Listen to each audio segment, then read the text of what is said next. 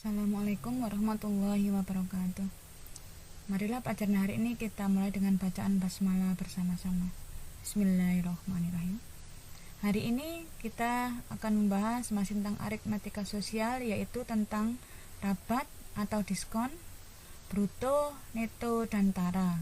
Kemudian untuk berikutnya kita bahas juga tentang bunga bank dan pajak. Kita masuk yang pertama, yaitu tentang rabat, diskon, bruto, neto, dan tara. Rabat atau diskon artinya adalah potongan harga atau disebut juga dengan diskon.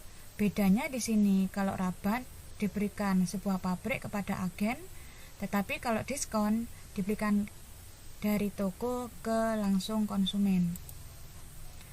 Kalau dirumuskan, rabat sama dengan persen rabat kali harga kotor, sehingga harga bersih sama dengan harga kotor dikurangi rabat. Jadi setelah mendapatkan rabat atau diskon, harga yang kita dapat lebih murah. Contoh soal, Tono ingin membeli sepatu di toko A seharga Rp75.000 dan mendapatkan diskon sebesar 15%. Hitunglah harga setelah didiskon.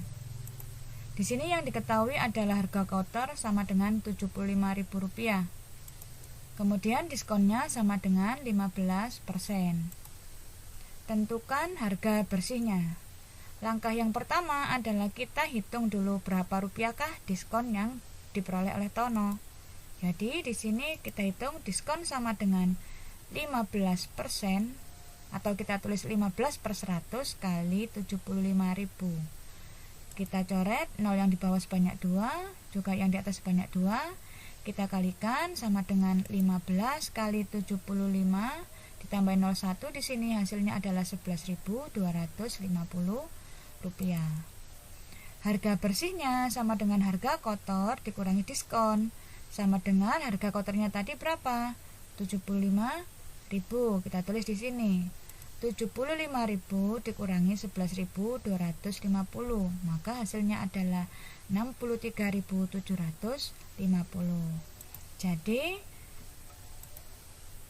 harga bersih atau harga setelah dapat diskon adalah Rp63.750.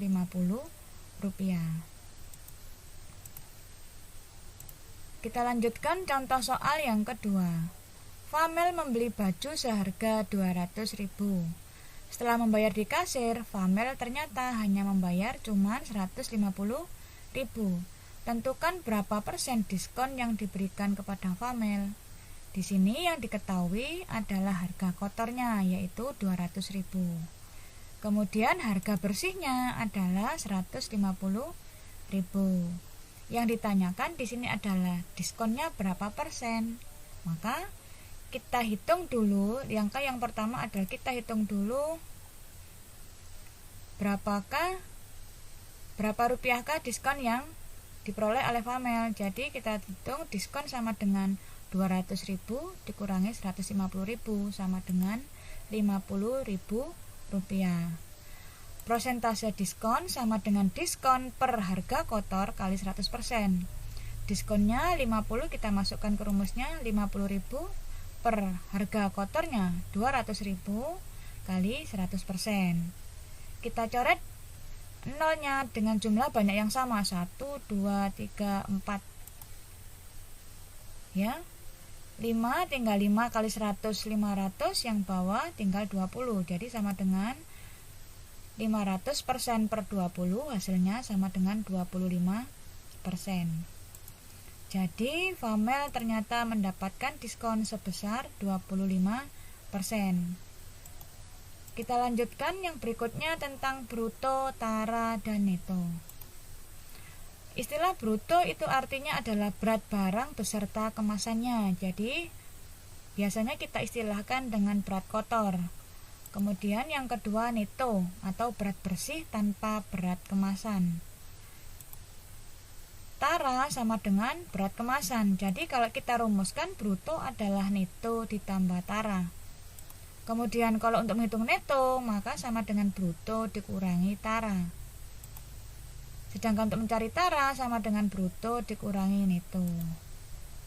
Jadi yang sering kita jumpai dalam kehidupan sehari-hari adalah di sini dari ketiga istilah ada bruto, neto, dan tara.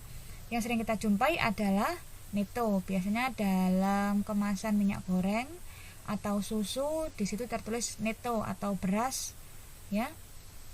Untuk lebih jelas tentang pemakaian dari istilah tersebut, perhatikan contoh. Ada di sini kemasan sebuah beras, ya, 2 buah beras. Berasnya namanya Padi Sakti. Di sini ada tulisannya neto 20 kg.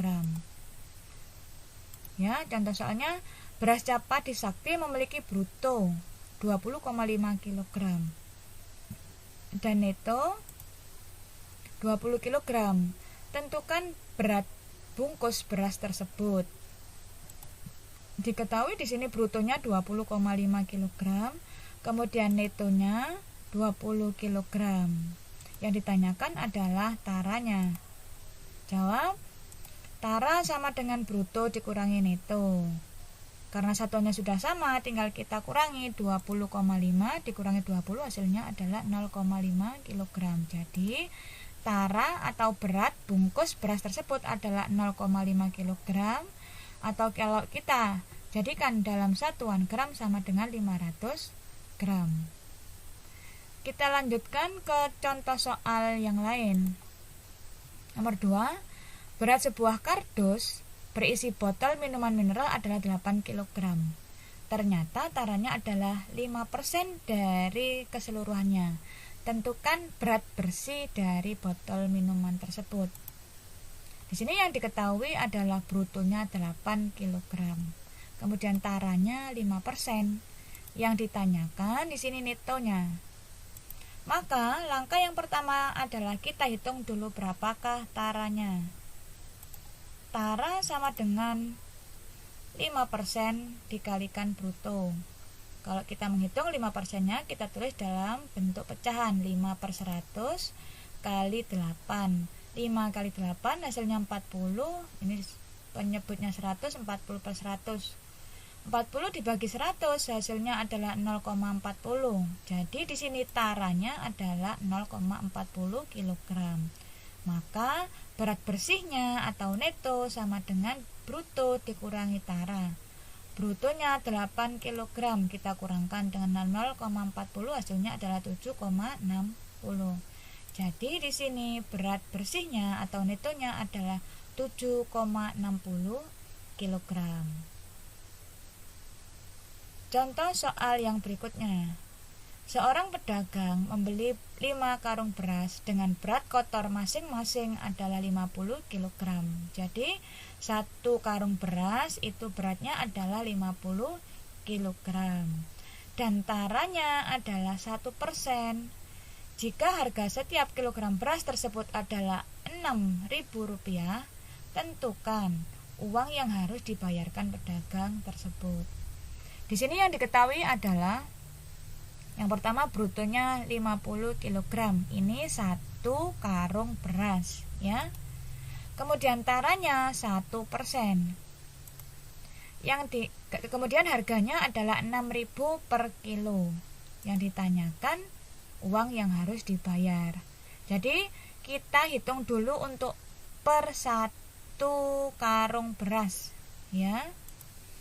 Kita hitung dulu taranya. Taranya 1% kali bruto. 1/100 kali 50 sama dengan 50/100. Kalau kita bagi hasilnya adalah 0,50. Ini tara 1 karung beras. Kemudian langkah berikutnya kita hitung netonya. Netonya adalah bruto dikurangi tara. Brutonya 50 dikurangi 0,50, hasilnya adalah 49,50. Jadi netonya di sini adalah 49,50. Kalau kita hitung semuanya 5 karung beras, kita hitung 49,50 kali 5 hasilnya adalah 247,5 kg. Maka di sini uang yang harus dibayarkan kita hitung, kita kalikan dengan 6.000 karena harga 1 kg beras adalah 6.000, kita kalikan hasilnya adalah 1.485.000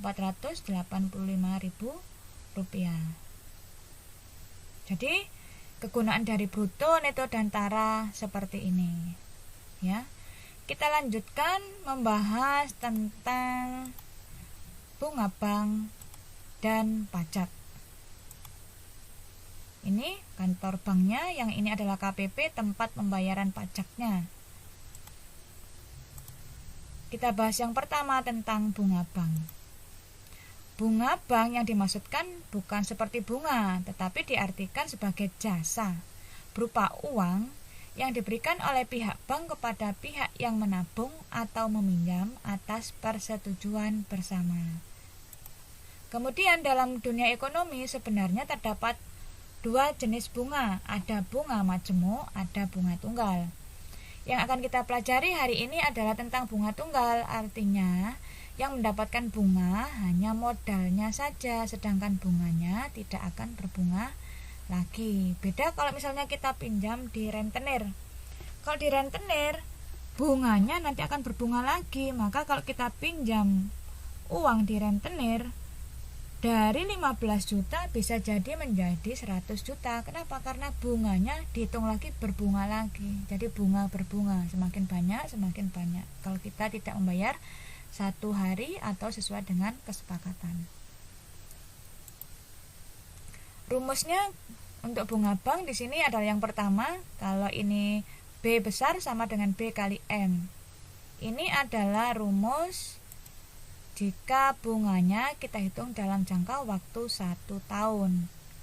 Kalau dalam jangka waktu 1 bulan kita tambahkan dengan 1/12. Ya.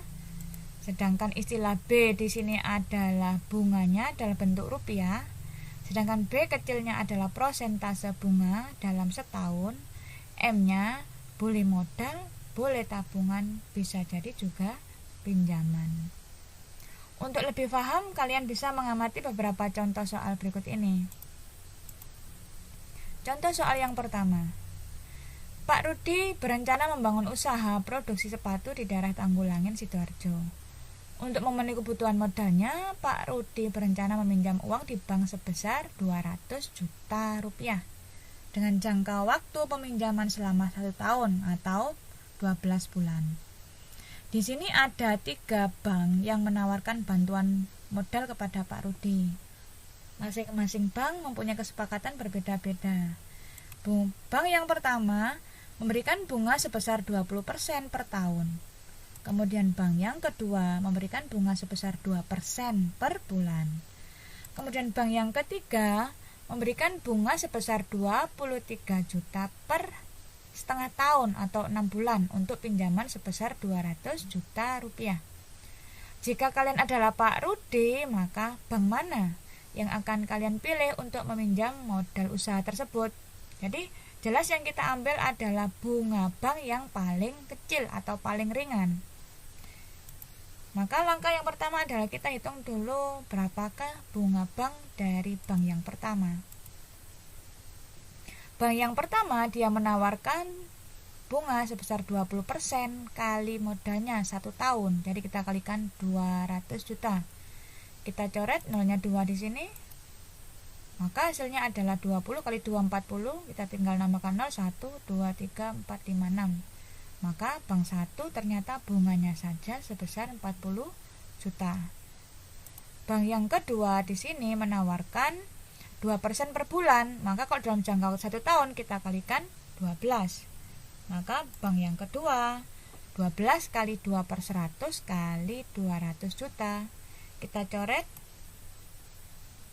Di sini nolnya sama-sama 2. Kita kalikan 12 kali 2 24. 24 kali 2 48, tinggal nambahkan nolnya 1 2 3 4 5 6. Jadi hasilnya adalah 48 juta. Bank yang ketiga berbeda, yaitu dia memberikan bunga sebesar 23 juta per 6 bulan. Jadi kalau kita hitung 1 tahun tinggal dikalikan sebanyak 2. Jadi bank yang ketiga bunganya saja adalah 23 juta kalikan 2, hasilnya adalah 46 juta rupiah. Jadi kita perhatikan dulu dari ketiga bank di sini.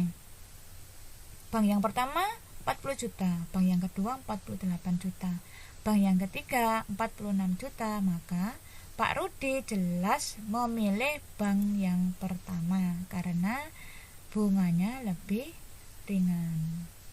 Sampai di sini paham anak-anak ya? Kita lanjutkan contoh soal yang berikutnya, masih tentang bunga. Pak Bagus meminjam uang di bank sebesar 2 juta rupiah. Dia mengangsur pinjaman tersebut dengan nominal Rp200.000 per bulan selama 1 tahun. Di sini tugas kalian adalah menentukan persentase bunga per tahun yang disyaratkan oleh bank tersebut. Pertama kita ketahui dulu pinjamannya atau modalnya 2 juta. Kemudian cicilannya per bulan adalah 200.000. Waktunya 1 tahun atau 12 bulan. Yang ditanyakan adalah persentase bunga per tahun. Jadi langkah di sini yang kita hitung adalah berapakah pinjaman itu kalau sudah kita lunasi selama 1 tahun. Jadi kita hitung dulu 200.000 kalikan 12, maka seluruhannya kalau kita bayar adalah 2.400.000. Maka di sini bunganya adalah 2.400.000 dikurangi 2 juta, hasilnya Rp400.000. Jadi bunganya saja Rp400.000. Kalau kita menghitung persentase bunga sama dengan B besar atau bunga per modal kali 100%. Bunganya tadi 400.000, modalnya tadi adalah 2 juta, maka kita masukkan sama dengan 400.000 dibagi 2 juta kali 100%. Kita coret sebanyak bilangan yang sama nolnya. Di sini ada 1, 2, 3, 4, 5. Kita coret sebanyak yang sama 5. Ini tinggal 4 kali 100%, jadi 400%, yang di bawah tinggal 20. Jadi sama dengan 400% per 20 sama dengan 20%. Jadi persentase bunga yang disyaratkan oleh bank adalah 20%. Sampai di sini anak-anak ya. Untuk contoh soal yang lain-lain bisa kalian lihat di buku paket. Kita bahas sekarang tentang pajak. Pajak adalah besaran nilai suatu barang atau jasa yang wajib dibayarkan oleh masyarakat kepada pemerintah. Jadi di sini pajak dengan diskon berbeda. Kalau diskon maka harganya lebih murah, tetapi kalau pajak harganya lebih mahal karena ditambahkan. Ada 2 jenis pajak yang sering kita ketahui ya. Yang pertama yang dibahas di sini adalah pajak pertambahan nilai. Biasa disebut dengan PPN. Biasanya dikenakan pada barang yang dianggap mewah, ya, seperti laptop atau sepeda motor atau mobil dan lain-lain. Pajak pertambahan nilai kita singkat dengan PPN adalah pajak yang harus dibayarkan oleh pembeli kepada penjual atas konsumsi atau pembelian barang atau jasa. Biasanya besarnya PPN adalah 10% dari harga jual. Ya. Jadi besarnya 10%, lebih mahal. Kemudian yang kedua adalah pajak UMKM, usaha mikro, kecil dan menengah. Biasanya ini dikenakan pada penjual-penjual makanan atau resto-resto, ya. Pajak UMKM sebesar 1% dari nilai omset. Omset di sini adalah jumlah uang hasil penjualan barang dagangan tertentu selama suatu masa jual. Bisa 1 hari, bisa 1 bulan, bisa 1 tahun. Ya. Jadi kalau kita rumuskan di sini PPN itu adalah 10/100 atau 10% dari harga beli. Kemudian kalau pajak UMKM adalah 1/100 kali omsetnya, nanti kita hitung. Jadi kalau PPN ini nanti sudah ketahuan harga belinya, tinggal kita tambahkan dengan 10%. Tetapi kalau pajak UMKM, kita masih harus menghitung dulu berapakah omset yang dimiliki. Untuk lebih jelasnya, kita bahas contoh soal berikut ini. Contoh soal yang pertama. Ahmad membeli sebuah laptop dengan harga 5 juta. Barang tersebut dikenai PPN sebesar 10%. Berapakah uang yang harus dibayarkan oleh Ahmad? Di sini yang diketahui adalah harga belinya 5 juta, kemudian PPN-nya 10%, yang ditanyakan uang yang harus dibayar. Kita hitung dulu berapakah PPN-nya. Di sini 10/100 kali harga beli. Jadi kita masukkan harga beli 5 juta sama dengan 10/100 kali 5 juta. Kita coret nolnya sebanyak 2. Maka di sini tinggal 10 kali 5 sama dengan 50. Tinggal nambah 0 sebanyak 1, 2, 3, 4. Hasilnya sama dengan Rp500.000. Pajaknya di sini Rp500.000. Maka uang yang harus dibayarkan bukan dikurangi tetapi ditambahkan. Jadi Ahmad nanti harus membayar 5 juta ditambah 500.000, yaitu Rp5.500.000. Jadi kalau kena PPN harganya lebih mahal. Makanya kalau kita beli barang di luar negeri dengan di Indonesia lebih murah di luar negeri. Kenapa? Karena untuk masuk ke Indonesia dikenai PPN sebesar 10%. Jadi ada tambahan nilai sebesar 10% dari harga beli kita di luar negeri. Contoh soal yang kedua. Pak Agus berhasil menjual bakso setiap harinya sebanyak 100 mangkok dengan harga per mangkoknya 10.000. Ya. Biasanya di sini kalau kita beli bakso 10.000. Berapakah pajak UMKM yang harus dibayar Pak Agus dalam jangka waktu 1 bulan? Di sini yang diketahui harga jual per porsinya 10.000. Kemudian yang terjual 100 mangkok. Pajaknya 1%, pajak UMKM 1%, jangka waktunya 1 bulan. Jadi tentukan pajak UMKM dalam jangka waktu 1 bulan. Langkah yang pertama kita hitung dulu omsetnya. Dalam jangka 1 bulan kita hitung dulu omset sama dengan 10.000. Kita kalikan 100 mangkok, ini 1 hari, kalikan sebanyak 30 hari karena yang ditanyakan adalah 1 bulan. Maka hasilnya adalah 30 juta rupiah. Omsetnya 30 juta, maka pajak UMKM-nya adalah 1/100 kali omset kali 30 juta, hasilnya adalah Rp300.000. Jadi di sini Pak Agus membayar pajak UMKM sebesar Rp300.000 setiap 1 bulan. Sampai di sini anak-anak ya. Untuk materi hari ini alhamdulillah sudah selesai. Tetap semangat dan jaga kondisi. Ingatlah selalu manjada wajada. Barang siapa bersungguh-sungguh, dia insya Allah bisa.